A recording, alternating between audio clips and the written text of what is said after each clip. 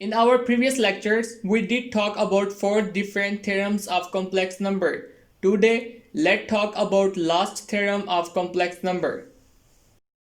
According to the fifth theorem of complex number, the modulus of product of two complex numbers is equal to the product of their moduli.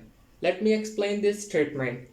This statement says, if we multiply two complex numbers and then take the modulus of product of their two complex numbers, then the result would be same as if we first take the modulus of two complex numbers separately and then multiply their modulus. So let's prove this statement.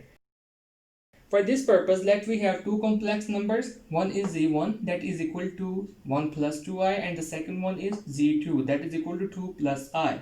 Now multiply these two complex numbers. Okay, the multiplication of these two complex numbers would be equal to 1 into 2 plus I, the real part of first complex number, with the second one 2 plus I, 1 into 2 plus I, and plus 2i into 2 plus I.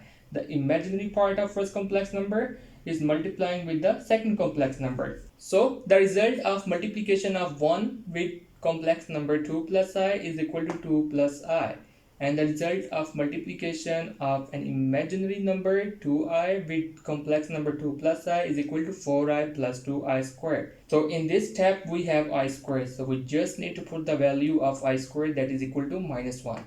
Then we have equation 2 plus I plus 4i plus 2 into minus 1.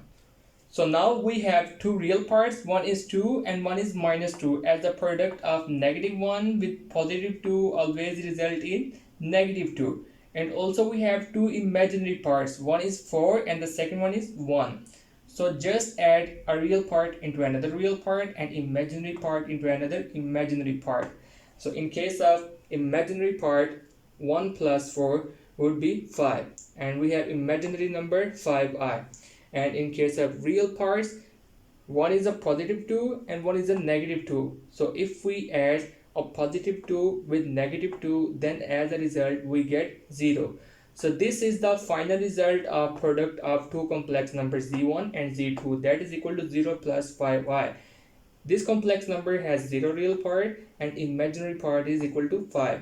Now we will take the modulus of product of these two complex numbers, and modulus is equal to positive square root of sum of real and imaginary part of complex number. Real part is 0 and imaginary part is 5. So its modulus would be equal to root 25. We can also write root 25 is equal to root 5 square. And we can cancel the square root with square. So we will have the final value that is equal to 5. This is the modulus of product of two complex numbers z1 and z2, that is equal to 5. Now this is the left side of equation. Now we will move towards the right side of equation. For right side of equation, first we will take the modulus of complex number z1 and then we will take the modulus of complex number z2. So modulus of complex number z1 is equal to 1 square plus 2 square. So that would be equal to square root 1 plus 4. And 1 plus 4 is equal to 5. So this is the final result of modulus of complex number z1, that is equal to root 5. Now we will take the modulus of complex number z2. z2 has the real part 2 and imaginary part 1. So its modulus would be equal to square root 2 square plus 1 square. 2 square is equal to 4, 1 square is equal to 1, and 4 plus 1 is equal to 5. So this is the modulus of complex number z2, that is equal to root 5. Now the next step is we will multiply the modulus of complex number z1 with the modulus of complex number z2, that is equal to root 5 into root 5. Now we can say the multiplication of root 5 with root 5 is equal to the square of root 5. So we can now cancel square with square root and we have the value that is equal to 5. This is the product of modulus of two complex numbers, and this is the right side of equation. Now we can compare easily and we can say that the modulus of product of two complex numbers is equal to the product of modulus of two complex numbers, as the left side of equation is equal to the right side of equation. So this is the proof of fifth theorem.